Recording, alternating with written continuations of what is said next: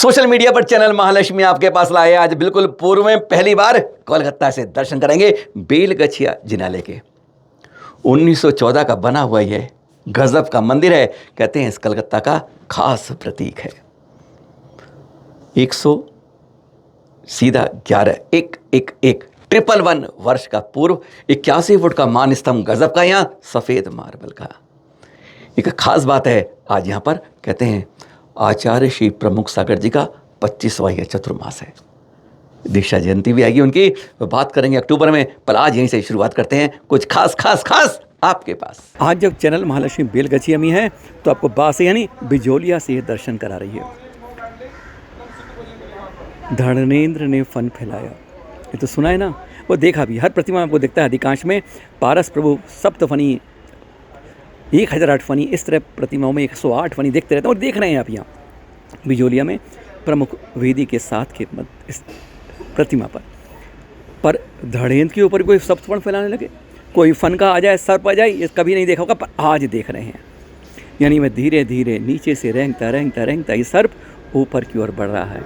जैसे मुझे आज धड़ेंद्र के रूप में जो उसे सौभाग्य मिला है, मैं भी अगले भव में वैसे सौभाग्य पाऊँ। और तीर्थंकरों के उपसर्ग वैसे उनके ऊपर उपसर्ग करने वाला अपने आप उपसर्ग खत्म होता है। पर ये जो कहा जाता है, मैं भी अगले भव में इस सर्प की त्रियंज गति से हटके मैं तीर्थंकरों के चरणों में वाले उच्च कुल में जन्म ले सकूँ। बस वही दृश्य देख रहे हैं आप चैनल महालक्ष्मी के साथ बिजोलिया से।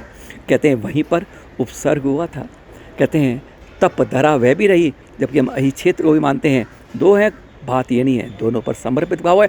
पर इस सर्प को देखिए कैसे कल्याण कर रहा है अपना। कहते हैं मन में ऐसे भाव होते हैं तो कहते हैं छोटी छोटी मंजिल से छोटे छोटे नियम से बड़े पहुंच जाते हैं। और वही सर्प दिखा रहा है, सर्व नीचे से ऊपर पहुंचता है। वह कहता है मैं उनके ऊपर नहीं लिपट रहा, मैं तो धड़ेंद्र के साथ लड़ रहा हूँ। मुझे धड़ेंद्र ही बनना है पहले उस जीवन में आके, जैसे उन्होंने उसकी जान बचे के लिए नमोकार मंत्र जब के उसको उच्चतम पद स्वर्ग में दिलवा दिया था। इस तरह हम भी उस तरह से ऐसे भव पाएँ जिस तरह से धड़ेंद्र। बस इस तरह से सर्प ऊपर बढ़ता देख रहे हैं आप किस तरह से चढ़ता जाता है, ऊपर बढ़ता जाता है। और एक समय तो ऐसा आता है जब धड़ेंद्र के ऊपर यह जीवित सर्प चढ़ा आ जाता है। वह अपने रूप में ऊपर उठकर दिखाता है, हाँ मैं भी इस पंचम काल में बना हूँ। मैं चतुर्थ काल में बने थे, लेकिन मैं आज पंचम काल में उसी रूप को लेना चाहूँगा जो चतुर्थ काल में एक धड़ेंद्र पद्मावती बन के आगे आए थे। मैं भी उसी तरह का हूँ। यही चित्र दर्शा रहा है और यही चित्र बता रहा है। अनोखे रूप में ऐसा चित्र बहुत कम मिलते हैं। कहते हैं अपने भावों में डालिए। अरे आप तो उच्चतम जैन कुल में जन्म लिया है तो कम से कम जैन कुल को सार्थक तो करिए। यह कम से कम यह तो संदेश देता ही है। ऐसे पावन फल बहुत कम मिल पाते हैं आपको जो आप यहाँ देख रहे हैं। गजब के दर्शन हैं। चैनल महालक्ष्मी कहाँ से कहाँ पहुँचा रहा है। अरे तप उपसर की धरा पर आपको ये दर्शन करा रहा है। आज जन्म की अष्टमी है। बेलगछिया से चित्र दिखा रहे हैं आपको चैनल महालक्ष्मी जब यह यहाँ पर है। जन्म की अष्टमी कभी मोक्ष की सप्तमी बनती है, जन्म की त्रयोदशी बनती है, अरे जन्म की नवमी बनती है। कुछ ऐसी खास बातें हैं जो इस तरह से वह दिन को सार्थक जन्म और मोक्ष से कर देते हैं। बस ऐसे ही क्या अष्टमी का अंतर पड़ता है, क्या नवमी में जन्म का पड़ता है, कुछ ऐसी ही बातें हैं। और कहते हैं इस चैत्र के महीना जब आता है तो उसमें आदिनाथ भी जन्मे, महावीर भी जन्मे और आम भी उसी समय आता है। क्या खास बात, क्या इस तरह का संबोधन इस जन्माष्टमी में बेलगछिया में विराजमान कर रहे चतुर्मास 25वां आचार्य श्री प्रमुख सागर जी का एक छोटा सा अंश आज आपको वहीं से चैनल महालक्ष्मी दिखा रहा है। सुनिए जरा, ये बात आप अब तक नहीं समझ पाएंगे। 8 और 9 का क्या खास बात है, अष्टमी नवमी का क्या साथ है और आम भी क्यों उनके साथ जुड़ के कुछ करता है। बात सुनिए जरा उन्हीं के मुख से। आएगा तो 9 की मर्यादा छूटती नहीं है। भगवान राम ने अपनी कोई मर्यादा नहीं छोड़ी। और नारायण श्री कृष्ण का जन्म अष्टमी को हुआ। 8 का पारा पढ़ो, मर्यादा छूट जाती है। श्रावक का जीवन 8 के पारे का जीवन है, साधु का जीवन 9 के पारे का जीवन है। 8 एकम 8 दूनी 1 और 6 7 घट गया। 8 तिया 2 4 6 1 और घट गए तो 8 तिया 8 चौको 32 2 3 और 2 5 और घट 8 5 जीव 4 बच्चा तुम्हारा। 8 का जीवन घटता हुआ जीवन है, श्रावक का जीवन घटता हुआ जीवन है और साधु का जीवन बढ़ता हुआ जीवन है। विचार करना, आदिनाथ और महावीर इन दोनों के जीवन को देखना। आदिनाथ का जन्म भी चैत के महीने में हुआ और भगवान महावीर स्वामी का जन्म भी चैत के महीने में हुआ। अगर आदिनाथ नौमी को जन्मते हैं चैत के महीने में, तो भगवान महावीर 13 को जन्मते हैं चैत के महीने में। दोनों के जन्म चैत के महीने में हुए और इनका प्रावधान देखो, इनकी व्यवस्था देखो। चैत के महीने में आदिनाथ भी जन्मे और चैत के महीने में महावीर भी जन्मे और चैत के महीने में एक चीज का जन्म और होता है, उसका नाम है आम। आम भी चैत के महीने में आता है। और आम ये बताने का प्रयास करता है, आम का पहला अक्षर क्या है? आ कहता है कि आदिनाथ और माँ क्या कहता है? महावीर। तो आदिनाथ से महावीर चैत के महीने में जन्मे हैं, तो आम ने भी चैत के महीने में जन्म लिया। चैत के महीने में भगवान राम का भी जन्म हुआ है। चैत के महीने में हनुमान का भी जन्म हुआ है। हनुमान को भी महावीर बोलते हैं। तो ऋषभनाथ से राम और महावीर से महावीर, अगर इनका भी चैत के महीने में जन्म हुआ हो तो कोई आश्चर्य की बात नहीं है। इतना ही विचार करना। आज नारायण श्री कृष्ण का जन्म दिवस हम लोग जैन लोग नहीं मनाते हैं। जैनेतर समाज में रात के 12 बजे तक लोग बैठे रहेंगे, उत्सव मनाएंगे, बहुत सारी खुशियां मनाते हैं। क्यों? हम लोग क्यों नहीं मना रहे हैं? क्योंकि हमें लोगों को बोल दिया कि मिथ्यात है, मिथ्यात है, मिथ्यात है। उस मिथ्यात के चक्कर में हमने सब कुछ छोड़ दिया।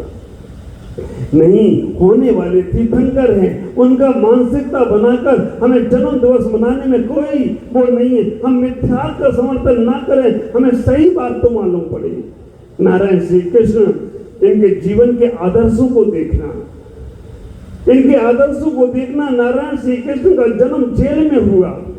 संसार में सभी लोगों का जन्म जेल में होता है। जेल में जन्म होने के बाद जैसे ही उनका जन्म होता है, पहरेदार सो जाते हैं, पहरेदार निद्रा में चले जाते हैं। कहने का तात्पर्य यही है कि अब एक ऐसी आत्मा का जन्म हो गया जब पाप सो जाएगा।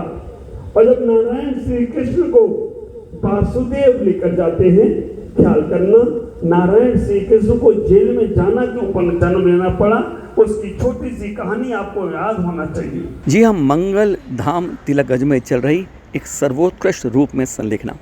मंगल धाम तिलकगंज में से ना 1008 आदिनाथ भगवान जी का जैन मंदिर बुंदेलखंड के प्रथम आचार्य गणाचार्य समाधिस्थ महामुनिराज आचार्य श्री विराग सागर जी महाराज की परम प्रभावक शिष्य और पट्टाचार्य महामुनिराज आचार्य श्री विशुद्ध सागर जी की आंगनवर्ती में चल रही आरिका विजिज्ञासा माता जी, जिनका चतुर्मास चल रहा है। पर यहाँ खास बात, धार्मिक आयोजन, विधान, प्रवचन, सत्कर्म होना अलग बात है। पर यहाँ पर 89 वर्षीय संतोष राज, यानी कि यह संलोकना देख रहे हैं आप, स्वर्गीय अमृतलाल जी दाऊ जी की अनंतपुरा वालों की धर्मपत्नी हैं।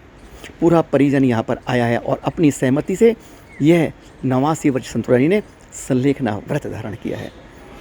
आरिका विजिज्ञासी माता जी के निर्देशन में चल रही साधना, ये इसलिए बात दिखा रहे हैं कि यह जब गृहस्थ से हम उत्तमता पाना चाहते हैं तो कहते हैं अंतिम समय में हम इस रूप को बदल के उस रूप में आ जाएं जहाँ से कहते हैं भव का बंधन बहुत छोटा हो जाता है, 84 लाख योनियों का फंदा बहुत छोटों के 5, 7, 8, 10 भवों में ही रह जाता है। उसका यही साधन है कि आप संलेखना रेखे हम समाधि मरण करें, जिसके भाव यहाँ देख रहे हैं। वैसे विजय माता जी है ना, उनके निर्देशन में यह 31वीं संलेखना देख रहे हैं आप। ऐसे भाव बनाएं कि हम इस गृहस्थ जीवन में कितने भी पाप करते जाएं, पर कहते हैं अंतिम समय में संलेख लेके समाधि मरण के रास्ते पर आगे जाएं तो कहते हैं अंत भला तो सब भला हो जाता है। जैसे ये दृश्य देख रहे हैं आप, बस इतने से अपने जीवन को भी हम संबोधित करते हुए किसी के संतों के बीच में चरण में रहकर उनके पास आचरण के साथ लेकर सब कषायों को छोड़ के, सबसे राग द्वेष छोड़ के, सब क्षमा लेकर, क्षमा देकर हम इस तरह से इस भव को छोड़ें तो कहते हैं भव भी कृतार्थ हो जाता है। जो आप ये दृश्य देख रहे हैं, पूरे देश ने कल 79वां स्वतंत्रता दिवस मनाया भारत का।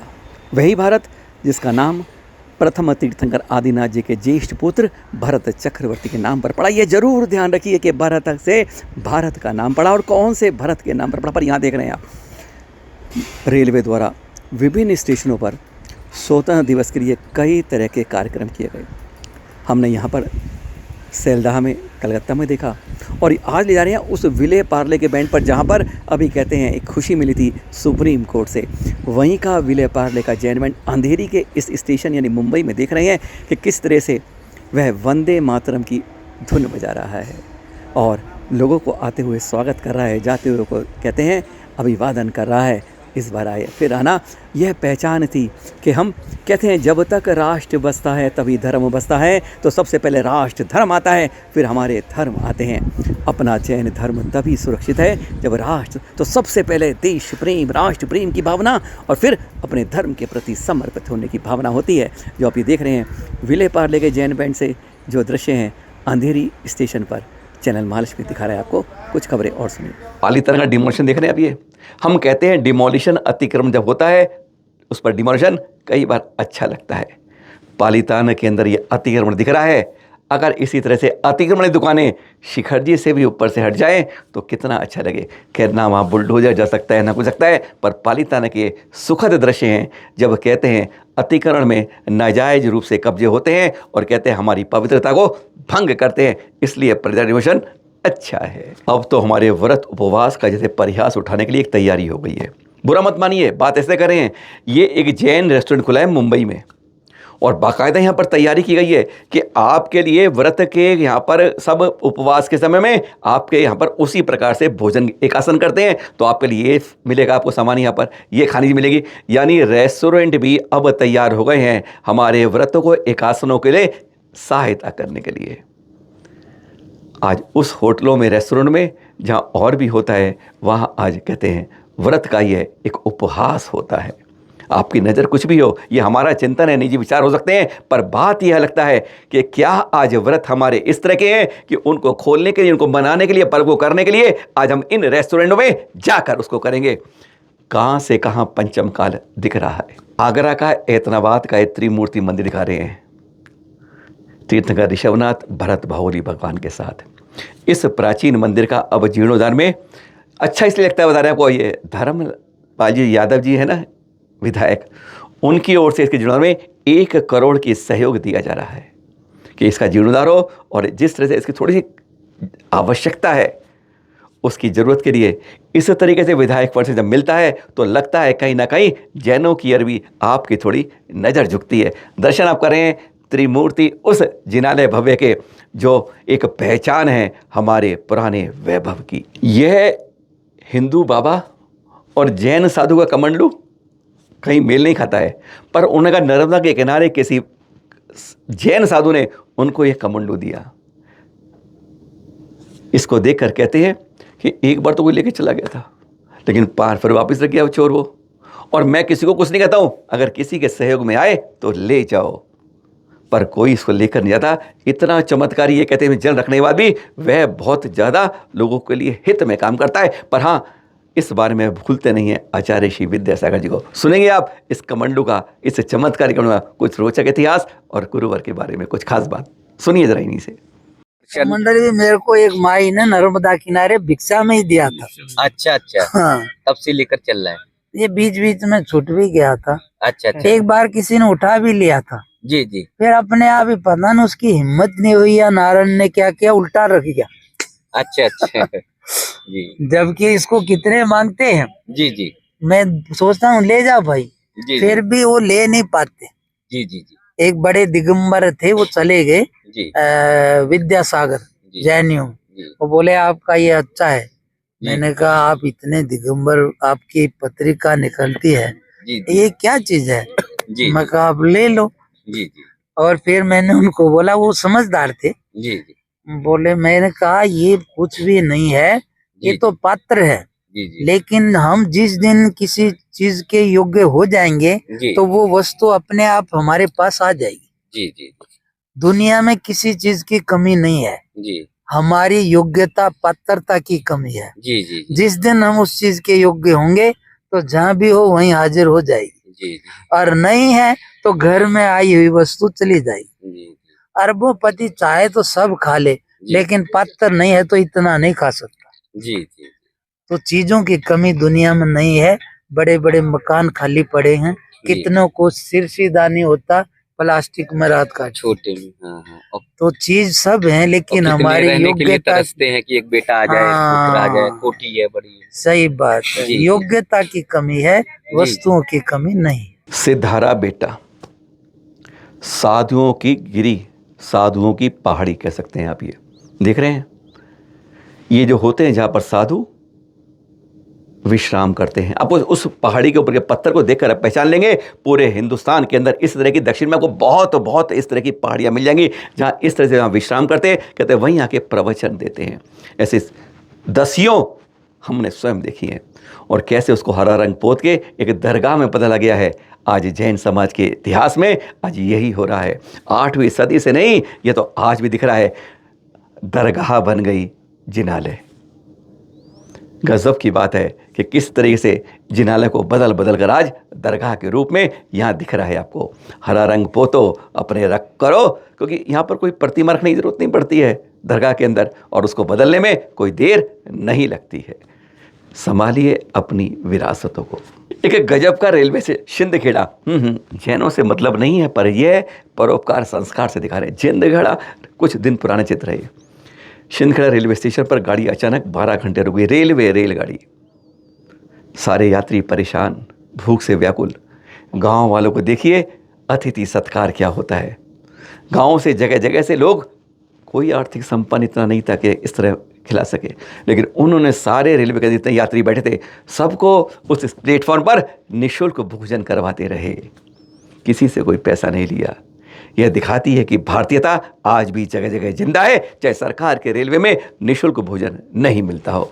12 घंटे का इंतजार, पर कहते हैं भोजन उन गाँव वालों ने दिया जो गदगद करता है अपनी भारतीयता को। कहते हैं जैन संस्कृति का एक प्रतीक बनता है।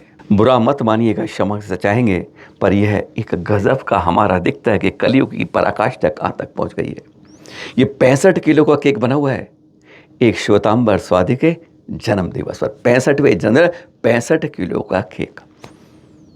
आज हम साधुओं के लिए इस तरह के केक बना कर अपनी उन गुरुवरों की चर्या, त्याग, तपस्या को कहाँ से कहाँ रसतो लाते हैं। कहीं ना कहीं हम मानते हैं दोषी, कहीं ना कहीं हम भक्त के रूप में होते हैं जब इस तरह के हम कार्य करते हैं। सुनिए आपने आज की बात, है ना कुछ खास। बस इसी तरह कहते हैं इस 15, 16, 17 का कुछ खास इस्तेमाल कर लीजिए। कल पथरिया से आचार्य श्री विष्णु सागर साक्षात्कार होगा, और फिर सोमवार को अहि क्षेत्र यानी आचार्य श्री वसुनंद जी के पास होगा चैनल महालक्ष्मी। सादर जय जिनेंद्र।